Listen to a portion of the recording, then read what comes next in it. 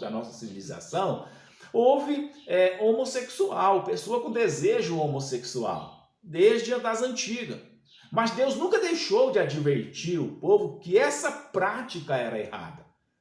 O mesmo Deus que avisou o povo do passado que essa prática é errada, é o mesmo Deus que continua avisando essa geração das práticas homoafetivas que é errado.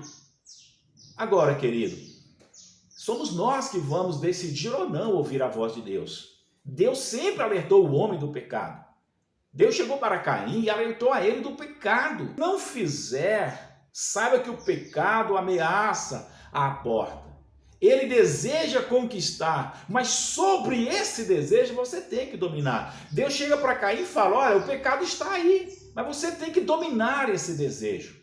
É conselho de Deus que Ele dará a cada um de nós força para dominar esse desejo pecaminoso. Esse desejo que tenta nos conquistar. Todos os dias esse desejo de pecar parece que bate a nossa porta. E Deus tem prometido vitória para mim e para você.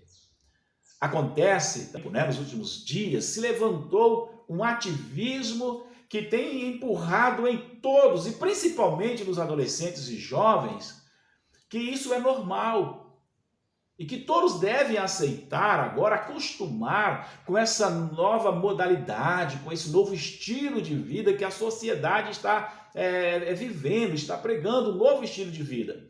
E esse movimento vem recrutando pessoas de todas as classes sociais. Todos os ouvintes, pessoas para tentar de um meio, de uma maneira ou outra, fazer com que eles se alieniam a essa ideologia, a esse pensamento. E a gente vê que vamos ver que esse movimento está alcançando várias classes. Nós vamos ver como nos meios sociais mesmo, vamos ver os jornais, os telejornais, que continuam manipulando as verdades para enganar os seus ouvintes e fazer com que a sociedade se divide. Porque essa é uma dos objetivos da mídia, é fazer com que a sociedade se divide. Aí, sendo assim, eles vão colocar um longe do outro, e aquelas que se sentir mais longe, distanciado da verdade, eles então pegam essas pessoas para poder aplicar neles as suas ideologias. Nós vamos ver também dessa natureza. Vamos ver também que na política não é diferente. Eles criam leis para forçar a sociedade tradicional, a família tradicional, a calar e a aceitar tudo o que eles querem pregar sobre a sociedade. Então eles vão lá na política, inventam as leis das mais esquisitas que existem, mas eles querem colocar em prática aquilo que eles acreditam ser bom para a sociedade, para a família tradicional. E infelizmente nós vemos isso também acontecer no nível acadêmico. Quando algumas pessoas tentam explicar a ideologia de gênero, falando que gênero se constrói socialmente pela escolha do indivíduo, quando Deus deixou bem claro lá em Gênesis capítulo 2 e versículo 18, lá fala para nós, então Deus declarou, não é bom que o homem esteja só, far-lhe-ei uma auxiliadora que lhe corresponda. Com a costela do homem, que havia tirado do homem, o Senhor fez a mulher e trouxe a ele. Pega do homem a costela e forma uma mulher e traz para o homem que é uma varoa, uma mulher. É isso que Deus faz. E quando nós vamos ver também lá no Evangelho de Marcos, no capítulo 10 e versículo 6, é bem claro que ele fala para a gente o seguinte, porém, desde o princípio da criação, Deus os fez macho e fêmea. Olha só que é bem claro. Deus fez o gênero do homem somente o macho e a fêmea. Deus não deixou que isso fosse construído socialmente. Deus já fez do homem com gênero único, né? Macho e fêmea, e acabou. E é tão engraçado sobre o que essa turma de ativista falam, que eles criam tantos meios para tentar explicar aí essa questão de gênero, que trouxe problema até mesmo para a organização de direitos humanos.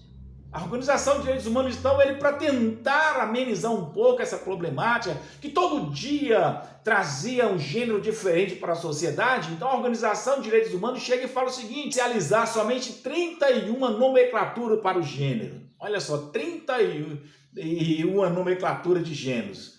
Os homens vão conseguir, né? E aí ele falou o seguinte: isso aqui é para ser usado nos meios profissionais e é uma maneira oficial. Só que isso não pegou. No Brasil já se encontra mais de 52 tipos de gêneros e todo dia aparecem gêneros a mais. Então, se o povo inventa meios para criar suas ideologias, e eles acabam perdendo o controle também sobre isso.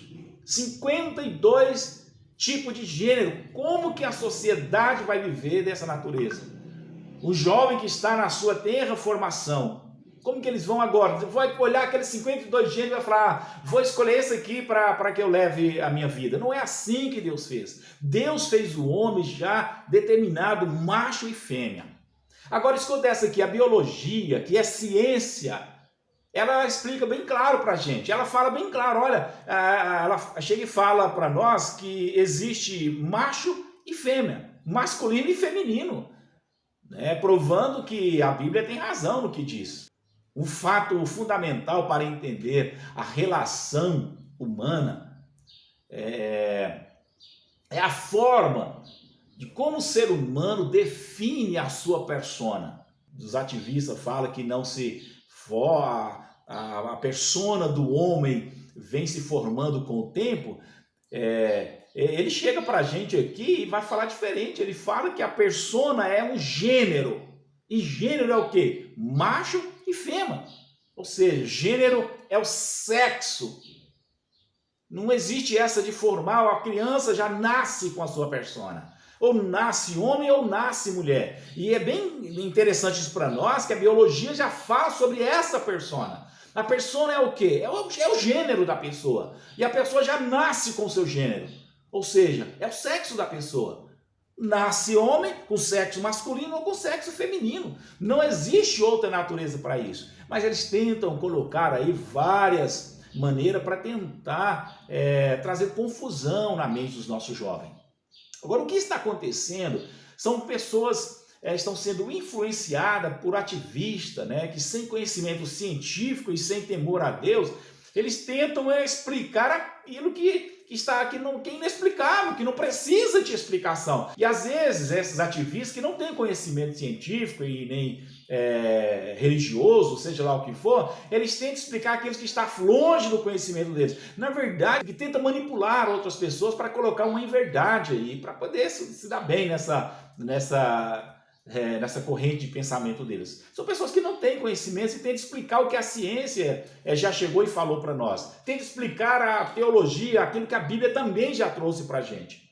E tentam de toda forma criar teorias, né, para enganar jovens e adolescentes a se alienar sobre as ideias dele, a abrir talvez os conhecimentos para aquilo que ele está tentando pregar nas pessoas.